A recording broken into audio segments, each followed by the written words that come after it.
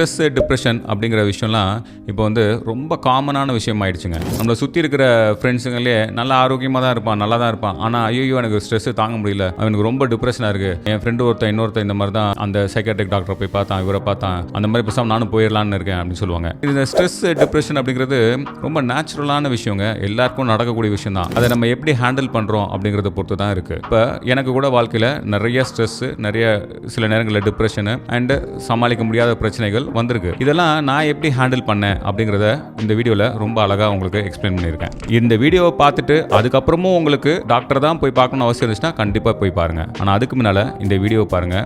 நான் எப்படி இதெல்லாம் அழகாக ஹேண்டில் பண்ணுறேன் அண்ட் நான் இதெல்லாம் எப்படி புரிஞ்சுக்கிட்டேன், எதிலிருந்து கற்றுக்கிட்டேன் அப்படிங்கிறதையும் இதில் சொல்லியிருக்கேன். இந்த வீடியோவை முதல் பாருங்கள். ஸ்ட்ரெஸ், டிப்ரெஷன் இது ரெண்டுமே ரொம்ப நேச்சுரலான ஒரு விஷயம். உயிர்னு ஒன்று இருந்துச்சுன்னா ஸ்ட்ரெஸ், டிப்ரெஷன் அப்படிங்கிறது வந்து போக தான் செய்யும். ஆனால் அந்த வர ஸ்ட்ரெஸ்ஸை நம்ம எவ்வளோ பாசிட்டிவாக ஹேண்டில் பண்ணுறோம், இல்லைனா அதை எவ்வளோக்கு எவ்வளோ மோசமாக நெகட்டிவாக நமக்கு நாமே அதை உருவாக்கிக்கிறோம் அப்படிங்கிறதுல தான் இது வந்து பிரச்சனையே ஆகுது. ஸ்ட்ரெஸ் அப்படிங்கிறது ஒரு ஷார்ட் டேர்முக்கு இருந்துச்சுன்னா அது வந்து ஸ்ட்ரெஸ்ன்னு டிஃபைன் ஆகுது. அதே ஸ்ட்ரெஸ்ஸுங்கிறது தொடர்ந்து ரொம்ப நாளைக்கு கண்டினியூஸாக போயிட்டே இருந்துச்சுன்னா அது வந்து ஒரு டிப்ரெஷன் அப்படின்னு சொல்கிறாங்க. மனிதர்களும் ஒரு விதமான மேமல் தான். பரிணாம வளர்ச்சியில் இன்னைக்கு நம்ம மனிதர்களாக இருக்கோம். ஸோ நம்ம வைல்டில், காடுகளில் வாழக்கூடிய காட்டு விலங்குகளோட வாழ்க்கையிலிருந்து சில பாடங்கள் எடுத்துக்கிட்டா நமக்கு ரொம்ப உபயோகமாக இருக்கும்னு நினைக்கிறேன். இப்போ காடில் வாழ்கிற அந்த விலங்குகளுக்கு ஸ்ட்ரெஸ், டிப்ரெஷன் அப்படிங்கிற ஒரு விஷயமே கிடையாது. அங்கே எந்த சைக்காட்ரிஸ்டையும் போய் பார்க்க வேண்டிய அவசியம் வரல. அப்புறம் நியூட்ரிஷனிஸ்ட்டும் தேவை கிடையாது. ஏன்னா உள் உணர்வுல இருந்தே தான் ஒவ்வொரு ஸ்பீஷீஸுக்கும் அந்த உள் உணர்வுல இருந்தே அந்த ஸ்பீஷீஸ் என்ன உணவை சாப்பிடணும்னு எந்த ஒரு குழப்பமும் இல்லாமல் கிளீனாக போய் சாப்பிடும். ஒருவேளை வேட்டையாடி உணவை தேடக்கூடிய விலங்காக இருந்துச்சுன்னா அது வேட்டையாடி சாப்பிடும். இந்த மாதிரி ஸ்பீஷீஸ்க்கு ஏற்ற மாதிரி அதோட உணவை கிளீனாக வேட்டையாடி சாப்பிடும். அதே மாதிரி இப்போ புல்லையும் இலைகளையும் சாப்பிடக்கூடிய, தாவரத்தை சாப்பிடக்கூடிய விலங்காக இருந்துச்சுன்னா அதுவும் அதோட உள் உணர்வுல இருந்தே அதனுடைய உணவு எதுன்னு குழப்பம் இல்லாம தேடி சாப்பிடும். சரியா? ஸோ இப்போ உணவு வந்து நல்ல ஆரோக்கியமான உணவு காடுகளில் விலங்குகளுக்கு தெளிவா தெரியுது, அதை சாப்பிடுது. முதல் விஷயம் உணவு. ரெண்டாவது தூய்மையான காற்று. காடுகளில் தூய்மையான காற்று இருக்கு. ஸோ அந்த தூய்மையான காற்றை சுவாசிக்கிறாங்க. மூணாவது தூய்மையான நீர், நல்ல தெளிஞ்ச நீரை குடிக்குதுங்க காட்டு விலங்குகள். 3.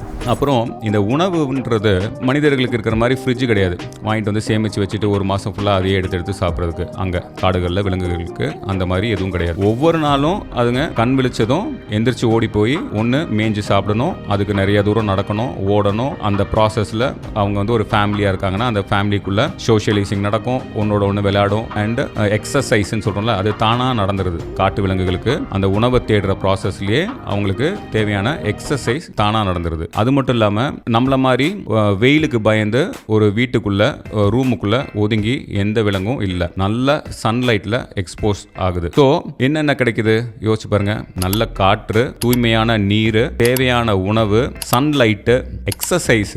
ஸோ இது எல்லாமே கிடைச்சிருது. அப்புறம் அந்த ப்ராசஸ்ல சோஷியலைசிங்கும் அவங்களுக்குள்ள நடந்துருது. இப்போ ஒரு நல்ல ஹக், ஒரு நல்ல விளையாட்டு, ஒன்னோட ஒன்று அவங்களோட பாஷையில பேசிக்கிறது, இது எல்லாமே வந்து அந்த விலங்குகளுக்கு எந்த ஒரு ஸ்ட்ரெஸ்ஸும் இல்லாமல் இயற்கையாகவே வச்சுக்குது. இப்போ இந்த உணவை பற்றி சொல்லும் போது சயின்டிஸ்ட் அண்ட் டாக்டர்ஸ் எல்லாருமே என்ன சொல்ல ஆரம்பிச்சிட்டாங்கன்னா, விட்டமின் டியும் விட்டமின் B12 ரொம்ப முக்கியமாக இருக்குது, அதை வந்து டெஸ்ட் பண்ணணும் அப்படின்னு டெஸ்ட் பண்ணுறாங்க சைக்காட்ரிக் டாக்டர்ஸ்லாம். எதுக்கு? ஸ்ட்ரெஸ், டிப்ரெஷனோட ஒருத்தர் போனால் விட்டமின் டியும் விட்டமின் B12 டெஸ்ட் பண்ணணும்னு சொல்கிறாங்க. ஏன்னா அது லெவல்ஸ் கம்மியாக இருக்கும்போது இந்த ஸ்ட்ரெஸ், டிப்ரெஷன் அப்படிங்கிறது மனிதர்களுக்கு ரொம்ப காமன் அப்படின்னு சொல்கிறாங்க. அப்போ இந்த விட்டமின் டி எங்கேருந்து கிடைக்குதுன்னா சன்லைட்லேருந்து கிடைக்குது. ஸோ காட்டு விலங்குகள் எப்போவுமே வெளியில் மேயிறனால, ஓப்பனில் இருக்கிறனால அவங்களுக்கு கண்டிப்பாக விட்டமின் டி ப்ராப்ளம் வரப்போகிறது இல்லை. அதே மாதிரி B12 அப்படிங்கிறது அவங்க சாப்பிட்ற உணவுலேருந்தே கிடைச்சிருது. B12 பொறுத்த வரைக்கும் நிறைய நான்வெஜ் சாப்பிட்றதுனால மனிதர்களுக்கு கிடைக்குதுன்னு நம்ம சொல்கிறோம். ஸோ இந்த மாதிரியான விஷயங்கள்னால அங்கே வந்து காடுகளில் வாழ்கிற விலங்குகளுக்கு டிப்ரெஷன் இல்லை. இப்போ கண்டிப்பாக மனிதர்களுக்கும் இது எல்லாமே ரொம்ப ரொம்ப முக்கியமான அவசியமான விஷயங்கள் தான், அதில் ஒரு சந்தேகமும் கிடையாது. இதை நம்மளும் பின்பற்ற வேண்டிய அவசியம் இருக்குது. அப்புறம் என்னோட அனுபவத்திலேருந்து சொல்கிறேங்க, நல்ல மூச்சு வாங்கணும். மூச்சு வாங்குறதுனா எப்படி மூச்சு வாங்கணும்னா, இப்போ நம்மள ஒரு காட்டு விலங்கு, நான் சொல்கிற மாதிரி ஒரு புலி துரத்திக்கிட்டு வருதுன்னா நம்ம எப்படி தளத்திற்கே ஓடுவோம். அப்படி ஓடி முடிக்கும் போது எவ்வளோ பயங்கர பயங்கரமாக மூச்சு வாங்குவோம். அந்த மாதிரி எனக்கு ஏதாவது ஸ்ட்ரெஸ்ஸோ இல்லைனா கொஞ்சம் வீக்காவோ இருந்தேன்னா ஏதோ ஒரு விதத்தில் ஒரு ஸ்ப்ரிண்ட்னு சொல்லுவாங்கல்ல, ஒரு 100 மீட்டர் செம்ம ஃபாஸ்ட்டாக ஓடினா எப்படி மூச்சு வாங்கும் அப்படி இல்லையா, ஒரு 15 20 30 புஷ்அப்ஸ் எடுத்தால் எவ்வளோ பயங்கரமாக மூச்சு வாங்கும் தொடர்ந்து இல்லையா, உட்காந்து ஸ்குவாட்னு சொல்லுவோம். அந்த மாதிரி ஸ்குவாட் ஒரு நம்மளால் போதும் எனக்கு வலிக்குது அப்படின்னு சொல்கிற அளவுக்கு நம்ம ஸ்குவாட் பண்ணோம்னா பயங்கரமாக மூச்சு வாங்கும். ஏதோ ஒரு விதத்தில் பயங்கரமாக மூச்சு வாங்குச்சுன்னா கண்டிப்பாக நம்மளோட அந்த ஸ்ட்ரெஸ்ஸுலேருந்து வெளியே வரதை நான் நிறைய தடவை உணர்ந்திருக்கேன். ஸோ ஏன்னா லாஜிக்கலாகவும் சொன்னால் அந்த மாதிரி ஒரு நல்ல மூச்சு வாங்கும் போது ஆக்சிஜன் நம்ம நிறைய இன்ஹேல் பண்ணுறோம், காற்று நிறைய இன்ஹேல் பண்ணுறோம், அப்போ நிறைய ஆக்சிஜன் வருது. அதனால நமக்கு கண்டிப்பாக அது மட்டும் இல்லாமல் பிளட் ஃப்ளோ இந்த மாதிரி நமக்கு ஒரு காமன் மேனுக்கு தெரியாத நிறைய விஷயம் பயாலஜிக்கலாக உள்ளுக்குள்ள நடக்குது.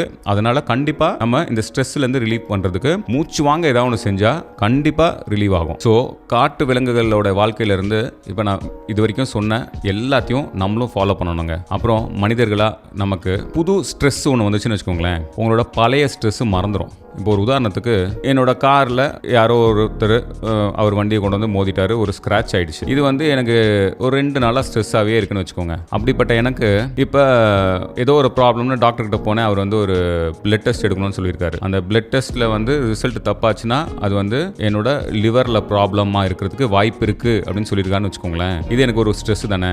அப்போ என்ன ஆகுனா, ஐயோ இந்த ரிசல்ட் ஒழுங்காக வரணும்ப்பா, இந்த ரிசல்ட் ஒழுங்காக வரணும்னா லிவரில் ஏதோ ப்ராப்ளம்னு சொல்கிறாரு டாக்டர். ஸோ நம்ம அந்த ரிசல்ட்டுக்கு வெயிட் பண்ணுற நேரத்தை யோசிச்சு பாருங்க எப்படி இருக்கும். அப்போ 2 நாளாக நம்ம வந்து இந்த காரில் ஸ்க்ராட்ச் ஆனதை பற்றியே ஒரு பெரிய ஸ்ட்ரெஸ்ன்னு ஃபீல் பண்ண நம்மளோட ஸ்ட்ரெஸ் இருக்குல்ல, இந்த லிவருன்னு ஒரு பிரச்சனை வந்ததுக்கப்புறம் இப்போ அந்த காரு அடிப்பட்ட பிரச்சனை இருக்குது பார்த்தீங்களா, அது மறந்தே போயிடும். ஸோ புதுசாக ஒரு ஸ்ட்ரெஸ் வரும்போது பழைய ஸ்ட்ரெஸ் தானாக காணாமல் போயிடும். இப்போ நீங்கள் நம்ம ஸ்ட்ரெஸ் இல்லாத வாழ்க்கையே இல்லை, டெய்லி ஏதாவது ஒரு ஸ்ட்ரெஸ்ஸோடு தான் நம்ம வாழ்ந்துக்கிட்டே இருப்போம். ஆனால் 3 வருஷத்துக்கு மேலே என்ன பெரிய ஸ்ட்ரெஸ்ஸில் நம்ம இருந்திருப்போம் இப்போ ரீகலெக்ட் கூட பண்ண முடியாது. 5 வருஷத்துக்கு மேலே என்ன பெரிய ஸ்ட்ரெஸ்ஸில் இருந்திருப்போம்னா ரீகலெக்ட் பண்ண முடியாது. ஏன்னா அந்த ஸ்ட்ரெஸ்ஸை நம்ம தாண்டி வந்துகிட்டே தான் இருக்கும். அதே மாதிரி இன்னைக்கு எதை ஸ்ட்ரெஸ்ன்னு நினைக்கிறோமோ அதையும் நம்ம தாண்டி போய்கிட்டே தான் இருப்போம். அதை நினச்சி நம்ம ரொம்ப ஓவராக பாதர் பண்ண வேண்டிய அவசியம் இல்லை. சரி, ஒரு துக்கமான விஷயம் வந்தால் மட்டும்தான் பழைய ஸ்ட்ரெஸ் மறக்குமா அப்படின்னா கிடையாது. ஒரு ஹாப்பியான ஒரு நியூஸ் நமக்கு கிடைச்சா கூட இந்த ஸ்ட்ரெஸ்ஸுங்கிறது நம்ம ரிலீவ் ஆகிடுவோம். ஸோ இருக்கிற ஸ்ட்ரெஸ்ஸை நம்ம மறக்கிறதுக்கு, ஒரு இருட்டை போக்குறதுக்கு ஒரு வெளிச்சத்தை பொறுத்து வைன்னு சொல்லுவாங்களா, அந்த மாதிரி ஒரு ஹாப்பினஸை தேடினீங்கன்னா ஸ்ட்ரெஸ் தானாக போயிடும். அப்படி இல்லையா,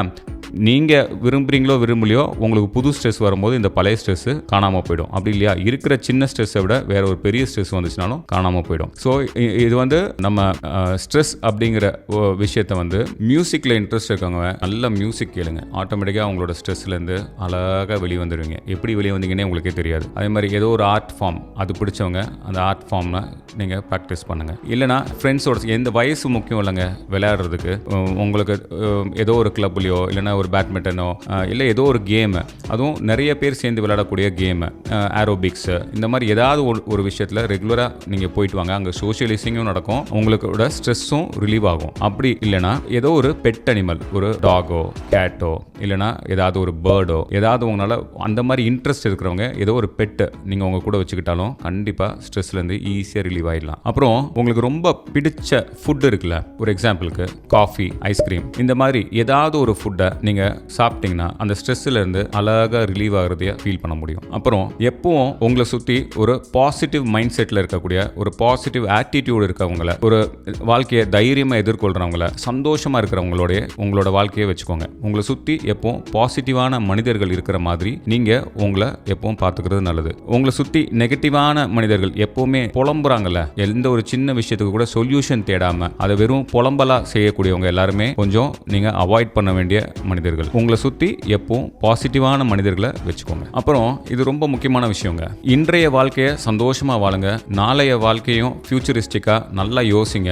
நாளை அப்படிங்கிற அந்த ஃபியூச்சருக்கு நீங்கள் உங்களோட கான்ட்ரிபியூஷன்ஸ் என்னென்ன கொடுக்க முடியும் அப்படிங்கிறத நல்லா ட்ரீம் பண்ணலாம். அதிலெல்லாம் எந்த ஸ்ட்ரெஸ்ஸும் வராது. எங்கே ஸ்ட்ரெஸ் வரும்னா உங்களோட பாஸ்ட் டென்ஸ் இருக்குல்ல, அதில், அதாவது நடந்து முடிஞ்ச ஓல்டு ஸ்டோரிஸ் உங்கள் வாழ்க்கையில், அதில் இருக்கிற ஃபியர், பெயின், ஆங்கர், இந்த மாதிரி சஃபரிங்ஸ் இருக்குல்ல, அந்த மெமரிஸை போய் டீப்பாக 10 வருஷம் முன்னால் நடந்த பிரச்சனை, 30 வருஷத்துக்கு முன்னால் உங்களுக்கு நடந்த ஒரு பெரிய பாதிப்பு, உங்களோட ஒரு பெரிய இழப்பு, உங்கள் கூட இருந்த யாரோ ஒருத்தர் இறந்து போயிட்டாங்க, இந்த மாதிரி சோகமான விஷயங்கள்லேயே போய் உங்கள் கான்ஷியஸ்னஸ் போய் நின்று அதையே டிக் பண்ணி அதுலேயே நீங்கள் ஊறி அந்த எண்ணங்கள்லேயே இருக்கிறனால தான் நெகட்டிவ் எமோஷன்ஸ் அதிகம் வெளியே ட்ரிகர் ஆகுது. அதுதான் உங்களை வந்து ஒரு ஸ்ட்ரெஸ்ஸுக்கும் ஒரு டிப்ரெஷனுக்கும் கொண்டு போகுது. ஸோ எப்போவுமே ஃபியூச்சரிஸ்டிக்காக யோசிங்க.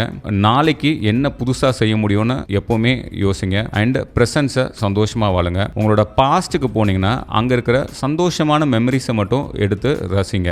ஒரு நாஸ்டால்ஜியான்னு சொல்லுவாங்களே, அந்த மாதிரி ஒரு சந்தோஷமான மூமெண்ட்ஸை செரிஷ் பண்ணுங்க. ஹிஸ்ட்ரியில் வரக்கூடிய ஃபியர் அண்ட் சோகமான மெமரிஸை அவாய்ட் பண்ணுங்க. அப்புறம் நம்ம ஒர்த்தான ஒரு மனிதர் அப்படின்னு நம்ம ஃபீல் பண்ணணுங்க. நம்ம ப்ரொடக்டிவாக இருக்கணும், யூஸ்ஃபுல்லாக இருக்கணும், நமக்கும் யூஸ்ஃபுல்லாக இருக்கணும் அண்ட் நம்மளை சுற்றி இருக்கிறவங்களுக்கும் நம்ம ஏதோ ஒரு கான்ட்ரிபியூஷன் செய்யணும். எப்போவுமே அந்த மாதிரி பாசிட்டிவாக நம்ம நம்மளை சுற்றி இருக்கிறவங்களுக்கு கான்ட்ரிபியூட் பண்ண முடியுது. யாருக்கு?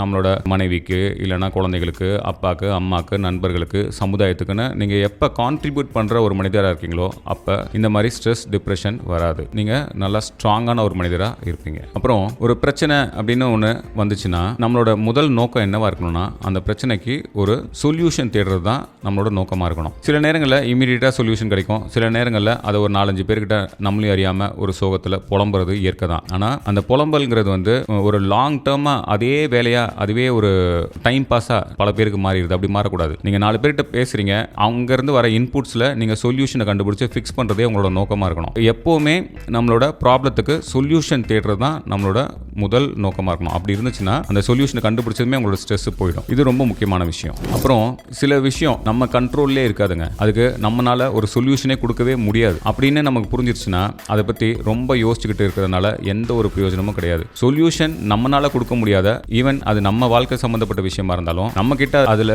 எந்த ஒரு சொல்யூஷனும் கொடுக்க முடியாதுன்னு தெரிஞ்சு போச்சுன்னா அந்த மாதிரி நம்ம கண்ட்ரோலில் இல்லாத விஷயங்களை தைரியமாக மறந்துட்டு நம்ம வாழ்க்கையில் எவ்வளவோ விஷயம் இருக்குது யோசிக்கிறதுக்கு, அதை பற்றி யோசிக்க ஆரம்பிச்சிடணும். இந்த ஸ்ட்ரெஸ் வரதுக்கு இன்னொரு முக்கியமான காரணம் என்னன்னு பார்த்தீங்கன்னா, ஒரு கிவ் அண்ட் டே நமக்கு கிடைக்கப்பட்ட ஒரு நாள் இருக்குல்ல, அந்த நாளில் நம்ம எவ்வளோ உணவு சாப்பிட முடியும், எவ்வளோ உணவை நம்ம உடம்பு டைஜஸ்ட் பண்ணணும்னு ஒரு அளவு இருக்குல்லங்க. அதே மாதிரி ப்ராப்ளம் சால்விங் கெப்பாசிட்டி, அப்புறம் பிரச்சனையை தாங்கிறதுக்கு நம்மளோட மைண்டுக்கும் கண்டிப்பாக ஒரு கெப்பாசிட்டி இருக்குங்க. நம்ம ஒரே நாளில் ரொம்ப டூ மச்சாக எல்லாத்தையும் இழுத்து போட்டுக்கிட்டு ஒரே நாளில் ஒரு 8 விஷயம் 10 விஷயத்தை நான் இன்றைக்கி செஞ்சு முடிக்க போகிறேன் அப்படின்னு நம்ம மைண்டை ரொம்ப ஓவராக ஸ்ட்ரெஸ்ஸுக்கு உள்ளாக்கும் போதும், அப்படி உள்ளாக்குறது மட்டும் இல்லாமல் அதையே ஒரு லைஃப் ஸ்டைலாக இதே விஷயத்தை டெய்லி பண்ணுவார் ஒருத்தர் 5 வருஷம் 10 வருஷத்துக்கு. ஒவ்வொரு நாளும் அவரோட மைண்டுக்கு நான் சொன்ன மாதிரி ஒரு கெப்பாசிட்டி இருக்குல்ல, அந்த கெப்பாசிட்டிக்கு மேலே ப்ராப்ளம் சால்விங் அண்ட் டென்ஷன் கொடுத்துக்கிட்டே இருந்தீங்கன்னா அது தாங்க. ஏதோ ஒரு சீசன்ல தொடர்ந்து ஒரு வாரத்துக்கு நமக்கு அந்த மாதிரி ஒரு பிரச்சனையை நம்ம தாங்கலாம். இல்ல ஏதோ ஒரு தவிர்க்க முடியாத காரணத்துல நம்ம ஒரு மாசம் 3 மாசம் கூட இந்த மாதிரி தொடர்ந்து நம்ம சக்திக்கு மீறி ப்ராப்ளம் சால்விங்கை நம்ம ஹேண்டில் பண்ணலாம். ஆனா நம்ம நல்லா புரிஞ்சுக்கணும், அதையே லைஃப் ஸ்டைல் ஆக்க நினைச்சோம்னா கண்டிப்பா நம்மளால அந்த ஸ்ட்ரெஸ்ஸை தாங்க முடியாது. அந்த ஸ்ட்ரெஸ் ஒரு டிப்ரெஷனா மாறிடும். நம்ம கையை விட்டு பிரச்சனைகள் மீறி போயிடும்ன்றதை நம்ம புரிஞ்சுக்கணும். அப்புறம் இந்த ஸ்ட்ரெஸ்ஸுக்கு இன்னொரு முக்கியமான காரணம் என்னன்னு பார்த்தீங்கன்னா, எல்லாத்துக்குமே நான் தான் ரெஸ்பான்சிபிள் அப்படின்னு நினைக்க கூடாது. அதை நல்லா ஞாபகம் வச்சுக்கோங்க. ஏன்னா இப்போ நீங்கள் இந்த பூமியில் பிறந்தீங்கல்ல, அப்போ ஒரு கை குழந்தையா தான் இருக்கீங்க. ஒரு சில வருடங்களுக்கு நீங்கள் எங்கே பிறந்தீங்க, உங்களை யார் பார்த்துக்கிட்டா, நீங்கள் என்ன உணவு சாப்பிட்டீங்க, என்ன தண்ணி குடிச்சிங்க அப்படிங்கிறதே நமக்கு தெரியாது. தவழ்கிற ஏஜ் வந்துச்சா, நீங்கள் எங்கெங்கே விழுகிறதுக்கு முயற்சி பண்ணீங்க, எந்த மாடியிலேருந்து குதிக்கிறதுக்கு வாய்ப்பு இருந்துச்சு, அப்போ உங்களை யார் காப்பாற்றினாங்க, இது எதுவுமே நமக்கு தெரியாது. அதாவது கண்டிப்பாக ஒரு குழந்தை அப்படின்னும் போது அப்பா அம்மா இவங்க தான் முதல் வாரியராக நின்று அந்த குழந்தையை காப்பாற்றுறாங்க. ஆனால் அவங்க மட்டுமே இல்லை,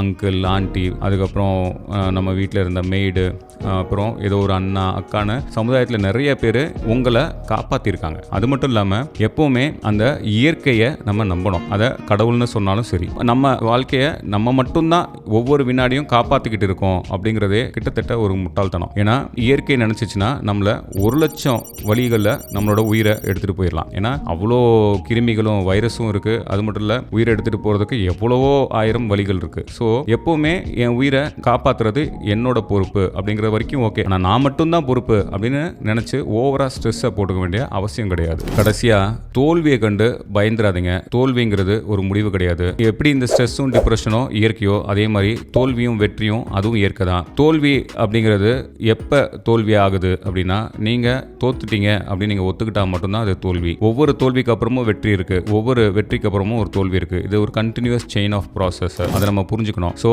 நம்ம வாழ்க்கையில் கடைசி நிமிடம் வரைக்கும் போராடிக்கிட்டே இருக்கணும். அதுதான் நம்மளோட வெற்றியே. அப்புறம் பிறப்புன்னு ஒன்று இருந்துச்சுன்னா இறப்புன்னு ஒன்று எல்லாருக்கும் கன்ஃபார்மாக இருக்குது. அது ரெண்டுமே நம்ம கையில் கிடையாது. பிறப்பும் நம்ம கையில் கிடையாது, இறப்பும் நம்ம கையில் கிடையாது. நம்மளோட கையில் இருக்கிறது இங்கே நமக்கு கிடைச்ச இந்த உயிரை, இந்த உடலை வச்சுட்டு நம்ம வாழ்க்கையை இந்த பூமியில் எவ்வளோக்கு எவ்வளோ சந்தோஷமாக வாழணுமோ வாழணும். நாம் சந்தோஷமாக இருக்கிற மாதிரி நம்ம சுற்றி இருக்கவங்களையும் சந்தோஷமாக பார்த்துக்கணும். இது மட்டும்தான் நம்மளால் செய்ய முடியும். அதனால் இறப்பை பற்றியும் என்றைக்கும் கவலைப்படாதீங்க. நன்றி.